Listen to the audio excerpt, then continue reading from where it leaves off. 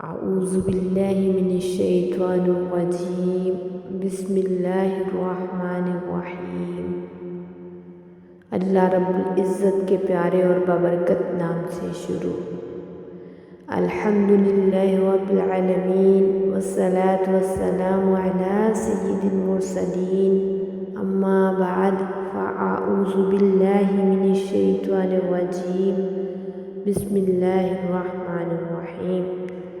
الصلاة والسلام علیک یا رسول اللہ، الصلاة والسلام علیک یا حبیب اللہ، الصلاة والسلام علیک یا نبی اللہ، وعلی آلک واصحابک یا نور اللہ۔ فرمان مصطفیٰ صلی اللہ علیہ وسلم، جس نے مجھ پر ایک بار درود پاک پڑھا، اللہ تعالیٰ اس پر 10 رحمتیں بھیجتا ہے۔ سبحان اللہ عز و جل۔ صلو علی الحبیب صلی اللہ تعالی علی محمد صلی اللہ علیہ وآلہ وسلم۔ عبادت میں دعا کا مقام۔ حضرت سیدنا ابو ذر غفاری رضی اللہ تعالیٰ عنہ ارشاد فرماتے ہیں کہ عبادات میں دعا کی وہی حیثیت ہے جو کھانے میں نمک کی۔ دعا کے 3 فائدے ہیں۔ اللہ عز و جل کے محبوب دانائے غیوب منزہ عن العیوب صلی اللہ تعالی علیہ وسلم فرماتے ہیں، جو مسلمان ایسی دعا کرے جس میں گناہ اور قطع رحمی کی کوئی بات شامل نہ ہو، تو اللہ تعالیٰ اسے 3 چیزوں میں سے کوئی ایک ضرور عطا فرماتا ہے۔ نمبر 1، یا اس کی دعا کا نتیجہ جلد ہی اس کی زندگی میں ظاہر ہو جاتا ہے، یا نمبر 2، اللہ تعالیٰ اس کو کوئی مصیبت اس بندے سے دور فرما دیتا ہے۔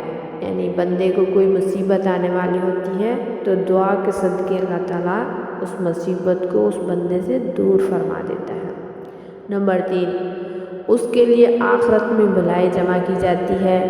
ایک اور روایت میں ہے کہ بندہ جب آخرت میں اپنی دعاؤں کا ثواب دیکھے گا جو دنیا میں مستجاب یعنی مقبول نہ ہوئی تھی، تو تمنا کرے گا کہ کاش دنیا میں میری کوئی دعا قبول نہ ہوتی۔ دیکھا آپ نے، دعا رائے گا تو جاتی ہی نہیں، اس کا دنیا میں اگر اثر ظاہر نہ بھی ہو تو آخرت میں اجر و ثواب مل ہی جائے گا۔ لہٰذا دعا کرنا مناسب ہے، دعا کرنے میں سستی کرنا مناسب نہیں۔ صلو علی الحبیب صلی اللہ تعالی علیہ وآلہ وسلم۔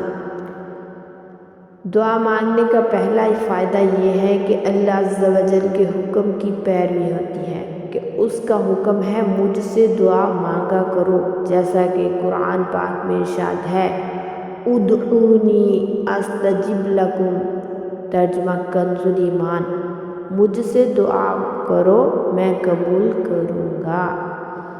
دعا مانگنا سنت ہے کہ ہمارے پیارے پیارے آقا مدنی مصطفیٰ صلی اللہ علیہ وآلہ وسلم اکثر اوقات دعا مانگتے، لہٰذا دعا مانگنے میں اتباع سنت کا بھی شرف حاصل ہوگا۔ دعا مانگنے میں اطاعت رسول صلی اللہ علیہ وسلم بھی ہے کہ آپ صلی اللہ علیہ وسلم دعا کی اپنے غلاموں کو تاکید فرماتے رہتے۔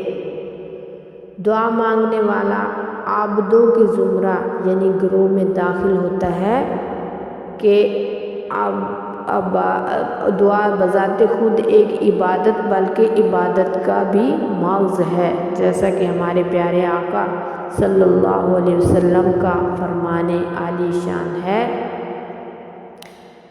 الدعاء مخ العبادہ، یعنی دعا عبادت کا مغز ہے۔